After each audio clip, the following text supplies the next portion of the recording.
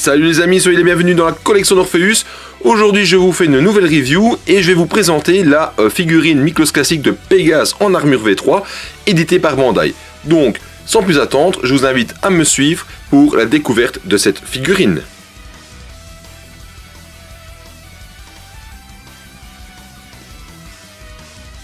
Que nous fait donc découvrir cette boîte?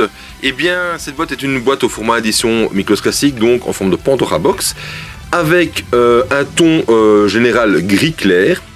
On a le cadre de l'image qui est rouge pour rappeler donc la couleur rouge de Pégase.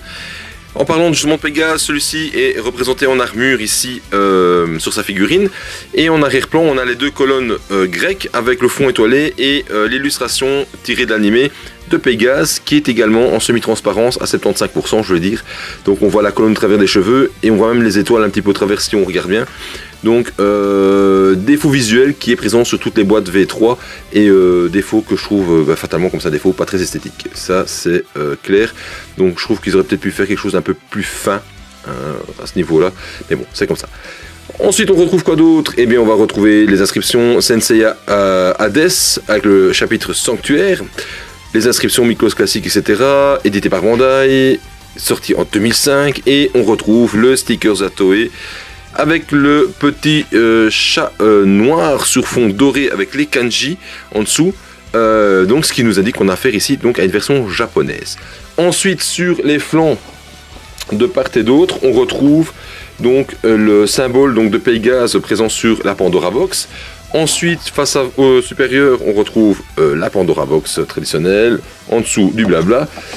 Si j'ouvre la boîte, donc comme c'est une boîte en volet, les deux fenêtres permettent donc de voir ce qu'il y a à l'intérieur. Et on a dans le fond donc un Pégase qui est représenté en gris clair sur fond noir qui est vraiment très très beau. Ensuite, on a quoi sur la face arrière? Eh bien, on a plusieurs représentations de Pégase. Une dans une pose un petit peu songeuse que j'aime vraiment beaucoup, une en position plus neutre, on a le totem qui est monté, on a Pégase avec les ailes, mais je ne les montrerai pas parce que je n'aime pas du tout ça sur les figurines, en tout cas pas pour les V3.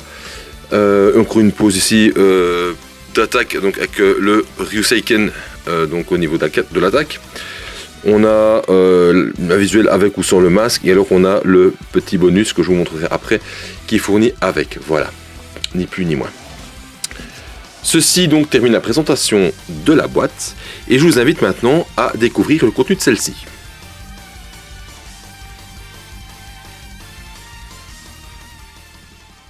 Alors, première chose qu'on va retrouver dedans, hop, la petite boîte sur le côté, on retrouve pour commencer donc la notice traditionnelle de la figurine, voilà, en japonais, avec les différents plans de montage, donc le montage du totem, le montage de la figurine, ni plus ni moins.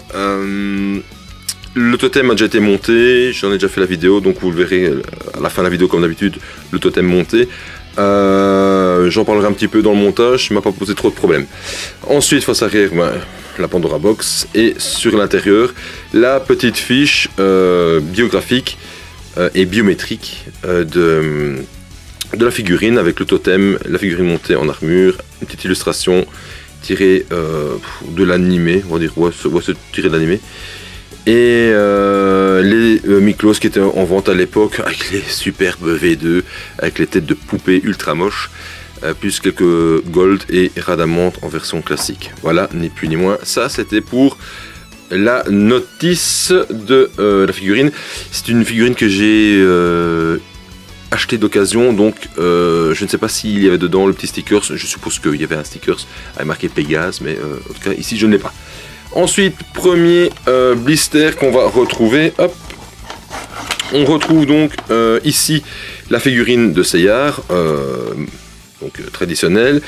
On retrouve trois masques, enfin trois casques, trois diadèmes, peut-être plutôt appeler ça comme ça. Le diadème de la V3, le diadème de la V2, pour pouvoir monter l'armure V2 sur le corps V3. Et ensuite on a le masque du Sagittaire J'ai jamais essayé de monter le Sagittaire classique dessus. Il faudrait que j'essaye une fois pour voir avec le casque du Sagittaire en plus. Mais voilà, je trouve que ça n'a pas trop d'intérêt. Honnêtement, ça n'a pas trop d'intérêt. J'aurais préféré avoir un visage supplémentaire que d'avoir ce casque du Sagittaire qui pour moi n'est pas un gros bonus. Autant le casque V2, bon, ça peut être intéressant au cas où, mais si jamais je trouve un autre Core V3, parce qu'il ne faudrait pas non plus condamner la figurine pour la monter en V2. Mais voilà, donc je trouve ça pas terrible d'avoir mis ça dedans. C'est pas un bonus d'une grande plus-value, mais bon, c'est dedans, c'est comme ça. On a deux paires de mains, poings fermés et mains en pronation avec les doigts ouverts ici en dessous. Donc deux paires de mains, plus encore enfin oui, correction, deux paires de mains poings fermés avec le pouce et et l'index qui sont légèrement écartés, et ici la main en pronation avec les doigts écartés qui permettent de prendre quelque chose en main. Voilà, ça c'est le premier blister. Ensuite, deuxième blister qu'on retrouve, c'est le blister qui reprend les dernières pièces d'armure, c'est-à-dire les ailes, le totem, le plastron avec les épaulettes et la plaque qui permet la fixation donc des ailes sur le dos. Et on a en plus ici deux chevelures qui permettent de monter Seyar donc avec le casque dessus, et l'autre, si je regarde en dessous, je ne sais pas s'il y a un trou, ouais je pense, donc c'est pour monter deux diadèmes différents. Donc je pense qu'il y a une chevelure pour la V2 et une chevelure pour peut-être le casque V3 ou le Sagittaire. Il faudrait que je regarde, j'ai pas vraiment essayé. Et alors on a un gros bonus dedans, je sais pas si on va bien le voir, hop, voilà, je vais faire comme ceci, voilà.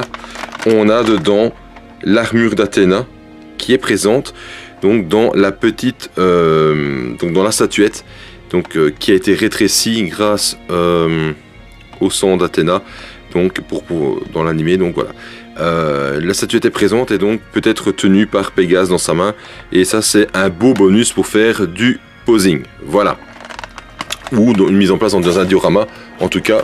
Donc voilà, on n'a rien de plus. Pourquoi? Parce que dans les blisters de Miklos classique, la majorité du temps, c'est deux blisters. Donc voilà, on a fait le tour des blisters. Donc maintenant, je vais vite les ouvrir hors caméra. On se retrouve dans la foulée pour faire le montage de celle-ci, et ça va aller très vite. A tout de suite.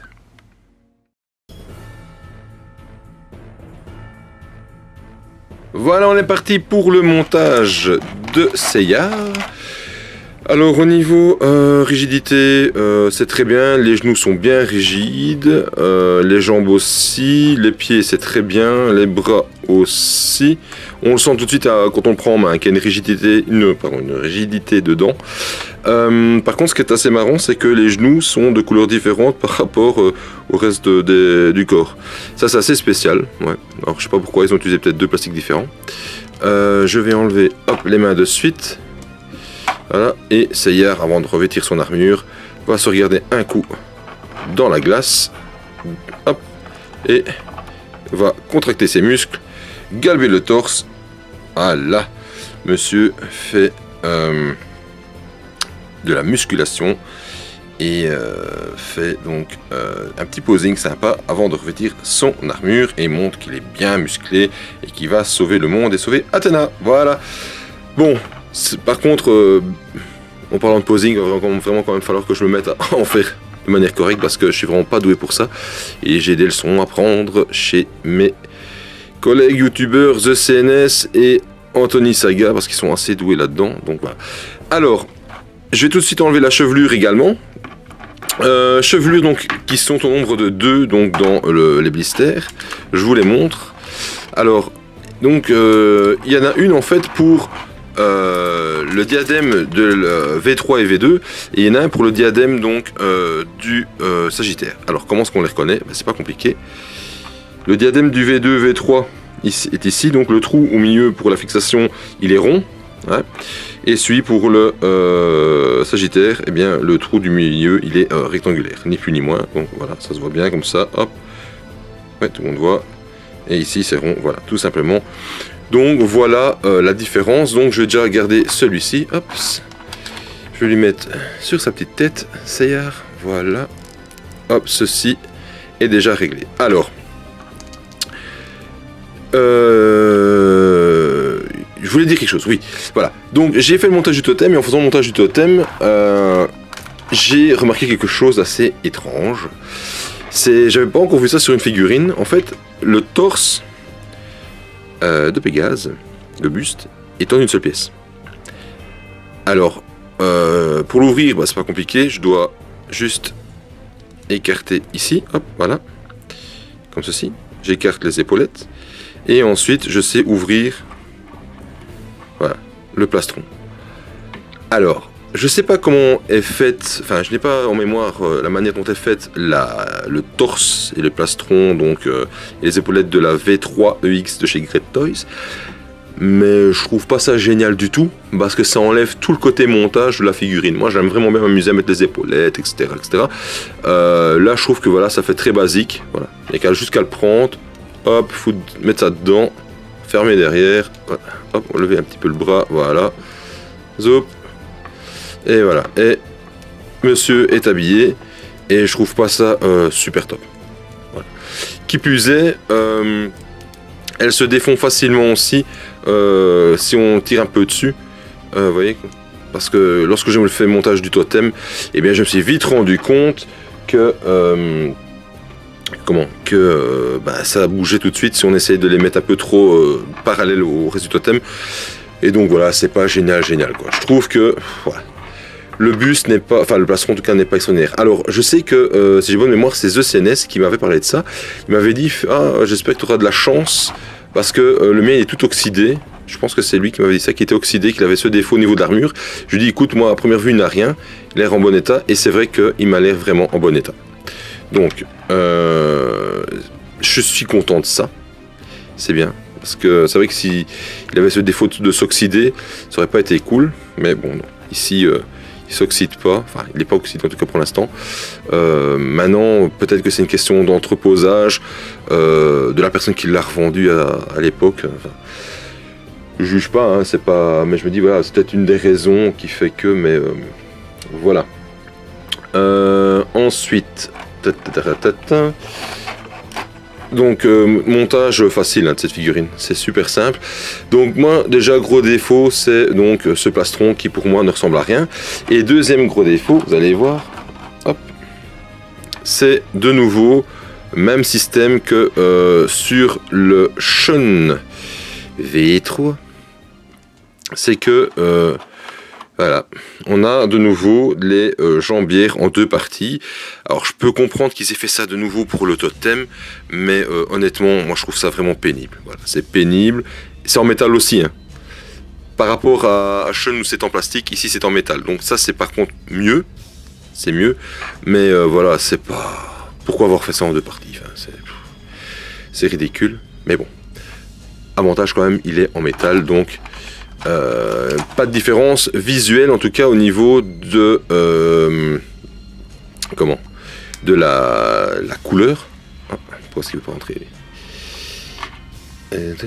Donc pas de différence notoire au niveau de la couleur. Ouais, c'est bien, ouais. Allez, pourquoi est-ce qu'il ne veut pas rentrer lui maintenant? Donc ça c'est quand même pas mal. Alors ici j'ai un twist avec ma pièce ici qui ne veut pas rentrer. Pourquoi? Ah voilà, ça y est, c'est passé. Un petit peu de difficulté. Hops. Donc je vais pas faire ici pendant le montage donc l'étalage du personnage, ça n'a pas trop d'intérêt. J'ai parlé un petit peu du montage du totem, donc montage du totem que j'ai fait donc juste avant, qui ne m'a posé aucun souci majeur, vraiment pas. Donc tout se monte très très facilement, tout tient facilement. J'ai pas de défaut dessus. Donc c'est un totem qui possède un socle comme tous les totems de V3. Il a un socle, donc c'est pas mal pour le posing. Donc ça donne un beau pédestal pour le totem, donc c'est pas mal. Voilà. Ici la jambière par contre tient pas super bien. C'est même un peu dommage parce que du coup elle retombe sur les genoux. Ouais, donc voilà, totem relativement simple, sans trop de soucis majeurs. J'ai vraiment rien rencontré comme souci.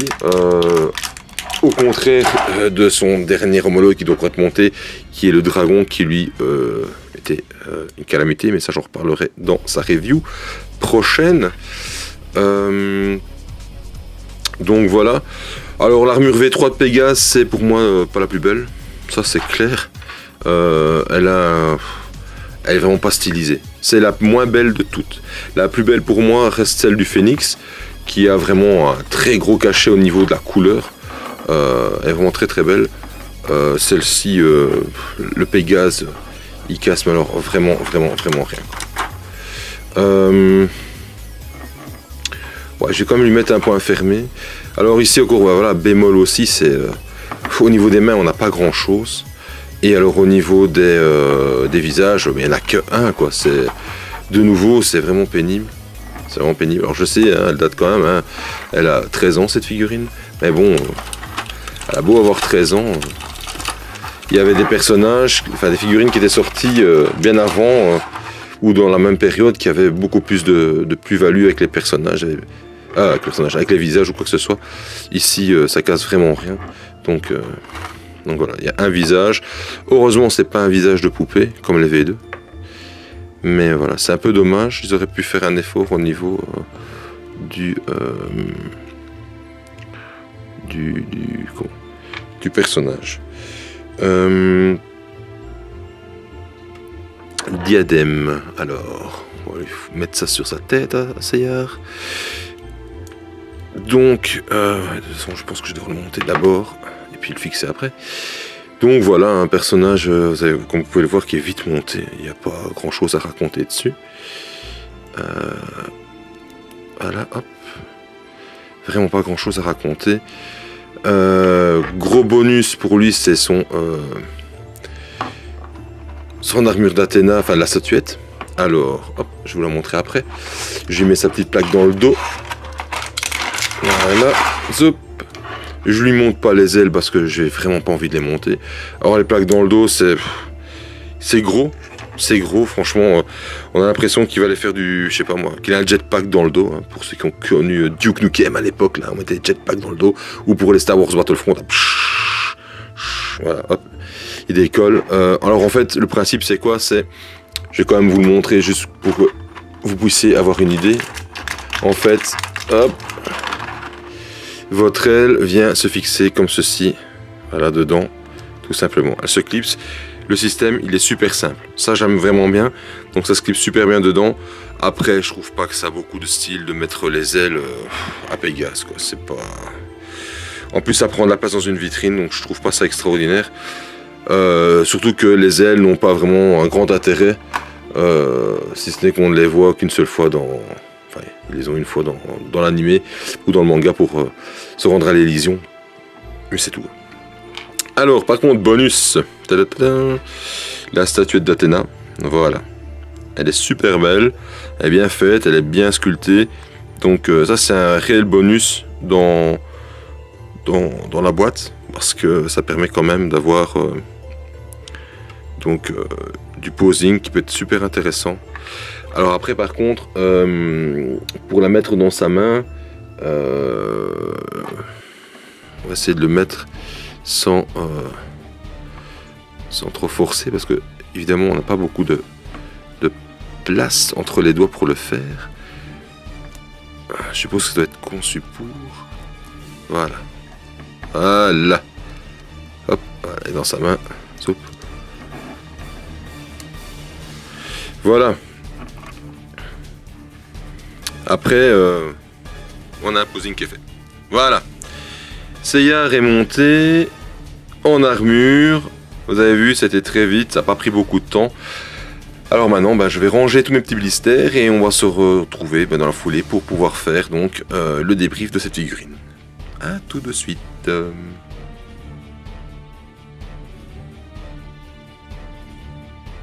Voilà les amis, on se retrouve pour la pause finale de cette figurine.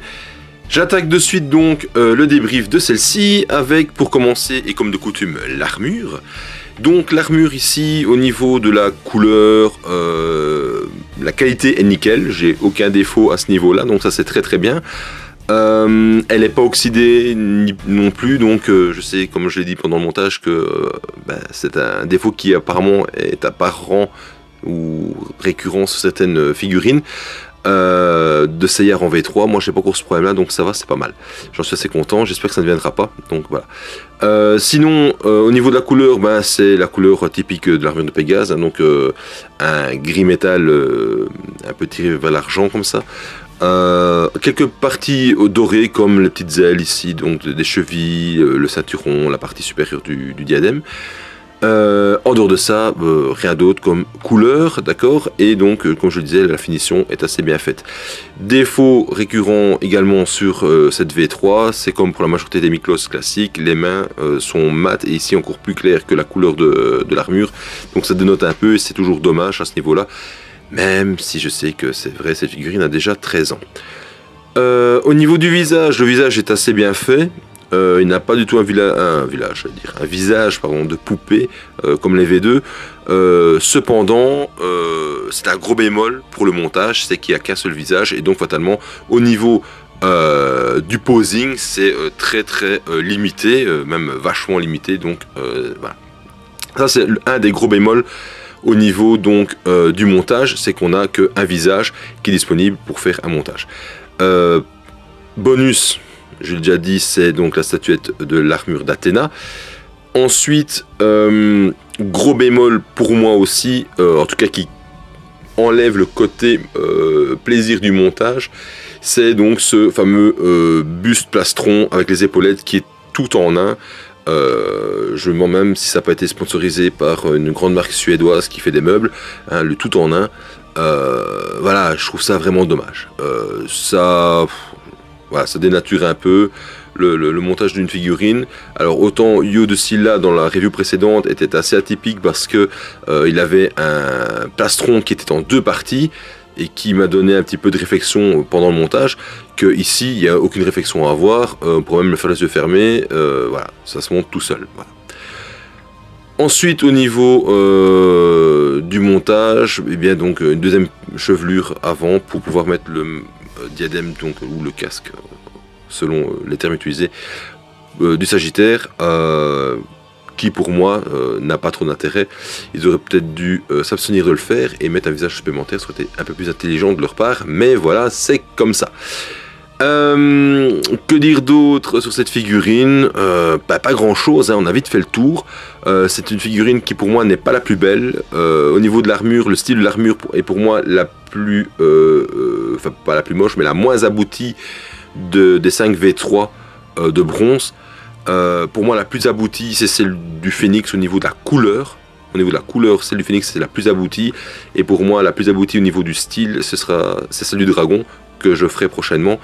Parce qu'elle a vraiment un style encore très atypique aussi de par la constellation, mais pour moi le Pégase c'est voilà, la figurine, l'armure complètement bateau, ultra simple, qui aurait pu aller à un chevalier méchant, hein, ultra basique, hein. C'est limite de l'ordre des armures des méchants qu'on rencontre tout basique, hein, genre Trémi de la Flèche, là où c'est ultra basique comme armure. À la limite, la licorne était peut-être plus étoffée que lui, quoi. Voilà. Voilà. C'est parenthèse faite. Enfin, pour moi, c'est la moins aboutie.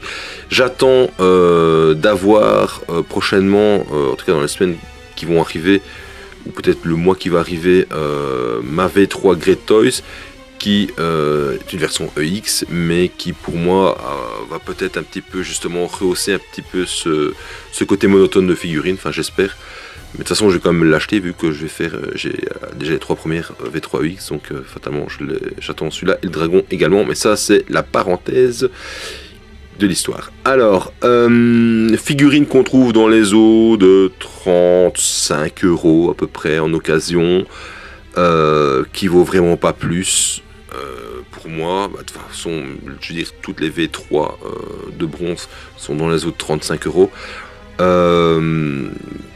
Voilà, posing très limité, de nouveau, hein, je le disais, c'est le gros bémol, c'est que, voilà, de par le manque de visage, eh bien, on a donc du posing assez limité, à moins que nos chers The CNS et Anthony Saga arrivent à nous faire quelque chose de terrible avec ça. Ils en sont capables parce qu'ils sont vraiment très doués dans leur posing, mais sinon voilà, moi je trouve que c'est assez limité à ce niveau-là. Voilà. Donc là-dessus, je vous invite toujours à aller voir donc Senseiya, la radio du cosmos. Hein, vous avez toujours le petit lien qui défile en bas. Je vous invite à aller voir mes reviews que vous n'aurez pas encore vues. Hein, donc celle-ci c'est la 31e. Donc il y en a déjà 30 avant, hein, plus la vidéo collection. Vidéo collection que si vous ne l'avez pas vue, ben, je vous invite à aller voir. Je vous invite à aller voir aussi la collection d'Angelo Rain qui a été faite il n'y a pas longtemps. Je vous invite également à aller voir le Dragon V2 Pog Power of Gold, donc qu'il a réceptionné récemment. Il a fait donc la review de cette figurine. Je vous invite aussi à aller voir la vidéo de The CNS sur Doko de la pas Doko de la Balance, que dis-je, sur Mu du Bélier en SOG. Et puis je vous invite à aller voir les vidéos de Site de Mizar, de Fenrir, de Deathmask aussi. Deathmask, j'en parle pas souvent d'ailleurs dans mes reviews, mais je vous invite fortement à aller voir Deathmask. D'ailleurs, je vous mets le lien Things ici au-dessus, en haut à droite. C'est une personne qui fait des dioramas, qui a réalisé les 12 temples des Chevaliers d'Or. Et je vous garantis que le travail, il est méchamment bien fait. Il fait partie de ces fameux diorameurs qui ont quand même un sacré talent dans l'art de créer donc, des décors. Donc je vous invite à aller voir, ça vaut le coup d'œil, Il donne des petites infos sur où trouver le matos, comment il a fait, etc. Je vous invite aussi à aller voir donc, les reviews d'Anthony Viola, et j'en passe, c'est des meilleurs, il y en a plein d'autres qui sont aussi tout intéressants à aller voir. Donc allez les voir avec plaisir et passion et découvrez tout ce qu'ils font. Voilà. Là-dessus, je vous dis à très bientôt. J'espère que cette petite vidéo vous aura plu. Elle est certes très basique, sur un personnage très basique, avec une armure très basique, mais qui valait quand même le détour et l'intérêt d'être faite, parce qu'il fait partie de la collection Senseiya que je possède. Voilà.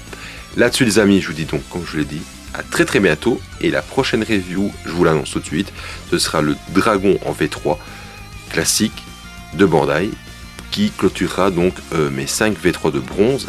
Et après cela, et bien dans les prochaines semaines, ce sera donc une review sur Jabu de la Licorne qui sera faite, et une autre dont je vous garde la surprise parce qu'elle n'a pas encore été faite, ou en tout cas j'en ai pas encore trouvé en français, donc je vous réserve la surprise pour plus tard, mais voilà, patience. En attendant, on va se mettre un petit Pégase V3 sous la dent, un Dragon V3 sous la dent, le temps que les autres arrivent. Voilà. Salut les amis, portez-vous bien et à très bientôt. Ciao!